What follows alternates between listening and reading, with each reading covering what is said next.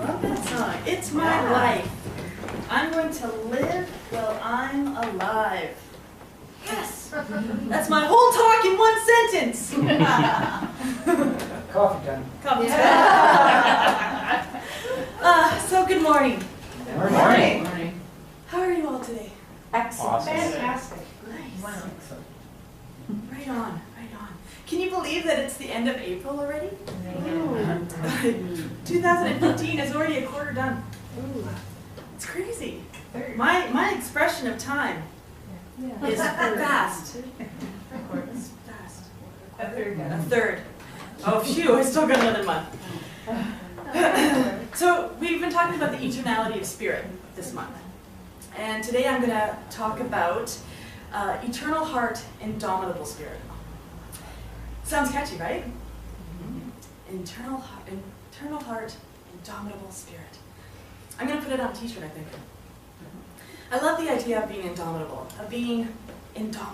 unstoppable. When I was a kid, I made this sign and put it on my door that said, "The heart of a warrior and the soul of a poet."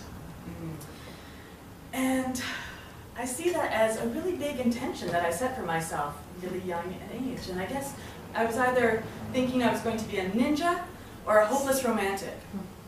But what it had in common for all of my life is that it was about being indomitable. And I can look at the past and definitely see evidence that that statement is the truth of who I am today. So before I get into talking about being indomitable, I want to talk about failure. Big, uncomfortable, soul-sucking failure. I'm going to share with you a little secret about myself that not many people know. I'm afraid of success. It's true. If you watch the movie of my life, you would see me giving up before a lot of successes, like just moments before. And the list can be long. I didn't show up for my last exam in high school, and I almost didn't graduate. I never used my film production diploma. I've had 5 failed relationships. I spent 4 years in university and don't have a degree to show for it. I've lost the same 40 pounds 6 times. So in other words, I'm a complete failure. If I was keeping score, it would be life infinity, Steph 3. But you know, I'm okay. Like the Japanese proverb says, fall down 7 times, stand up 8. Watching my life's movie looks a little bit different if you're watching it for the amount of times I picked myself up and dusted myself off. There were many rough patches, but I always seemed to find myself on the other side stronger and better. When I first started my journey into self-development, I came across this quote, and I carried it around with me for a really long time. It's by Tom Hopkins. He said, "I am not judged by the number of times I fail, but by the number of times I succeed. And the number of times I succeed is in direct proportion to the number of times I can fail and keep trying." Man, did I ever need that one. And it is still so very true. I am not judged by the number of times I fail, but by the number of times I succeed. Right? That's how we measure our lives. And there are so many great examples out there of absolute complete failures. J.K. Rowling's Harry Potter was rejected by 12 publishers. It's earned $450 million. Oprah was fired from her first TV job because she was unfit for television. Henry Ford went bankrupt 5 times before founding Ford Motor Company. Walt Disney was fired from his newspaper editor position for lacking imagination and new ideas. Thomas Edison had 1,000 failed attempts at the light bulb. 1,000 failed attempts. And you all know Harrison Ford? He was told on his very first movie set by an executive producer that he did not have what it takes to be a star. Harrison Ford. And what do all these people have in common? They just keep trying. They just did it one more time until they could succeed. What do I have in common with all of these people? Perseverance and an indomitable spirit. You just cannot keep me down. Oh, I've been down plenty. I'm just not willing to stay there. Amandino, the author of The Greatest Salesman the World Has Ever Known, I think that's what it's called, he said this: "So long as there is breath in me, that long I will persist. For now I know the greatest principle of success. If I persist long enough, I will win. If I persist long enough, if I push through, if I keep moving forward, then success is inevitable." So let me tell you a little story about a man named Darby. He had an uncle, and his uncle was caught by the gold fever in the gold rush days. And he decided that he was going to move east, or west, and move west, and strike it rich in the gold. And so he took up claim and went with his shovel and pickaxe, and after weeks of labor, he discovered the shiny ore. But he needed machinery to get it to the surface. So he hid his little mine, and he went back home, and he talked to his family and friends and a few neighbors, and together they came up with enough money to buy the machinery and have it shipped to Colorado. So he and the uncle and Darby went out back to the mine, and the drills went down, and up came the hopes of Darby and his uncle. And something amazing happened. They struck gold. So they shipped up their first boxcar of gold to a smelter, and it was discovered that they had hit the largest gold rush in Colorado at the time. And they were really excited. Can you imagine? Just knowing that millions of dollars were down there. So finally, they were thought that they could be debt-free in a couple more cars, and then something horrible happened. The gold vein disappeared. And they were disheartened, they were deflated.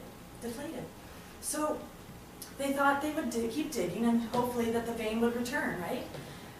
Well, it didn't. They just keep digging and digging. Having some lovely English today. And so they finally gave up. The vein was gone. So they took all the machinery to a junk man and sold it to a junk man for $100 and went home. And the junk man was like, well, I want to see what's out there. So he hired an expert to come with them. And they did a little excavating. And all of a sudden, the hopes and dreams of the junk man changed. Because it was found out that only 3 more feet, behind 3 more feet, was the richest, fullest, most abundant vein of gold in Colorado. And that junkyard man became an absolute millionaire overnight. And all he did was hire the right people and never give up. How often do we stop in our tracks just before the race is about to finish? I don't want to be like that anymore. I want to finish the race. I want to win. I don't want to fail at life. So I pick up my indomitable spirit and I place it in the very core of my being. I allow it to settle in and get ready, because now it is time to remember. It is time to remember with my entire being, my entire energy, life force, that it is my eternal heart that is beating. It is that which is fueling every part of my existence, because it is within the one presence that is back of all things. There is no, and I mean no, failure in spirit. There is no failure in universal mind. There is no mistakes. There is only experience. We are only moving closer and closer towards a better understanding of who we are, what our higher self is capable of, our divine self. Imagine with me for a moment that there is only one thing that is the eternal heart. It is powerful beyond measure. It is infinite love, infinite support, infinite source. There is absolutely no way it can fail. There is nothing it cannot do. Can you imagine something so amazing? Can you imagine that that thing is inside of you? That thing is the driving force of my life. It cannot fail. How could the infinite creator of absolutely everything in the universe ever fail? You're never going to hear universal mind say, oops, did I do that? Really, I meant for the robin to be blue, and skunks were supposed to smell like roses, and roses, oh my God, they were just a fluke.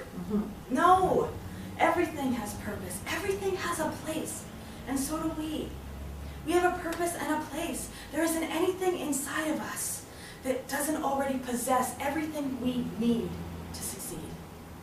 Within us is an amazing adventure just waiting to unfold. And everything we have ever done, every choice we have ever made, every action we have ever taken, no matter what it looked like on the outside, was propelling us and is propelling us to move forward. We cannot change the past. We can only be in the present.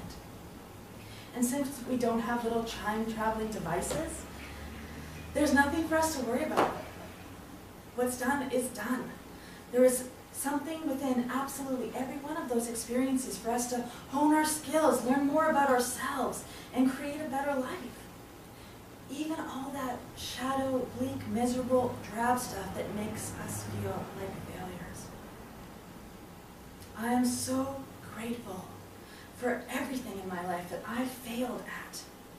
Where the heck would I be right now if I had succeeded at the very first thing I tried, at the very first relationship I was in?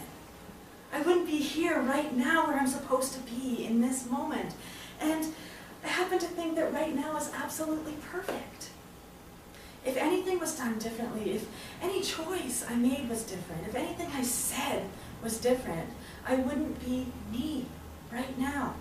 And I am supposed to be here. I am supposed to be here right now because there are absolutely no mistakes. And you're all supposed to be here right with me. I'm so lucky. The eternal heart is that thing that is inside of each of us. An unwavering, unquenchable flame that is indomitable. When we live from that place of understanding that there is nothing that we cannot conquer within our own lives, wow, look out, world. Our obstacle is unlocking or unblocking what is in our own minds. Jean Houston is one of my favorite spiritual peeps. She is the only person I've ever highlighted who's written a foreword of a book. In fact, she's the reason I now read the forewords of books. She wrote the foreword of the Science of Mind textbook, which is the book that has absolutely changed my life. And so she wrote in the foreword, quoting first Ernest Holmes, "The cosmic engine is started, but man guides it in his own life." She says then, "This grants us tremendous power, and with it, the innate responsibility to make or break our world through the extraordinary working power of our minds." We are extraordinarily powerful beings. Our minds are the most powerful and most valuable asset. I remember the day so clearly that I realized how powerful my mind was. I'd spent all night thinking up my excuse to call in sick the next day for a job that was so stressful that I just could not think to go into work.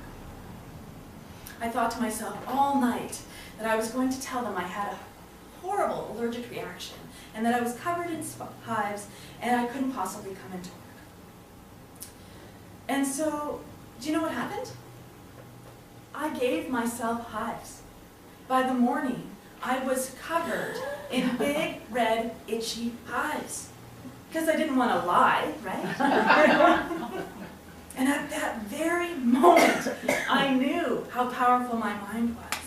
If I could give myself hives, then imagine what I was capable of if I used my powers for good. If I had the courage within me to live an extraordinary life, what possibilities would open up to me?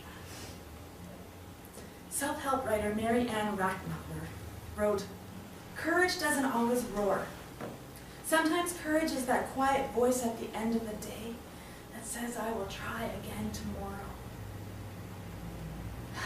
That's the eternal heart.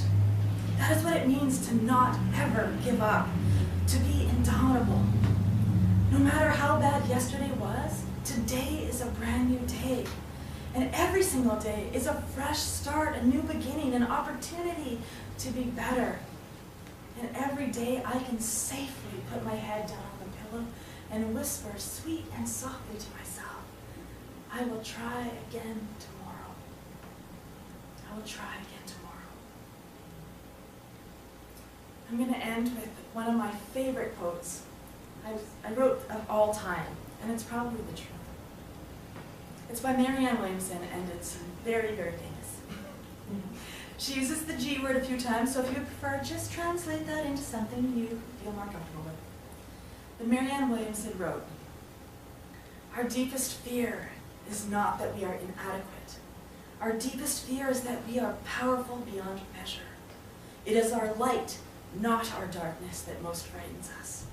We ask ourselves, who am I to be brilliant, gorgeous, talented, fabulous? Actually, who are we not to be? You are a child of God. Your playing small does not serve the world.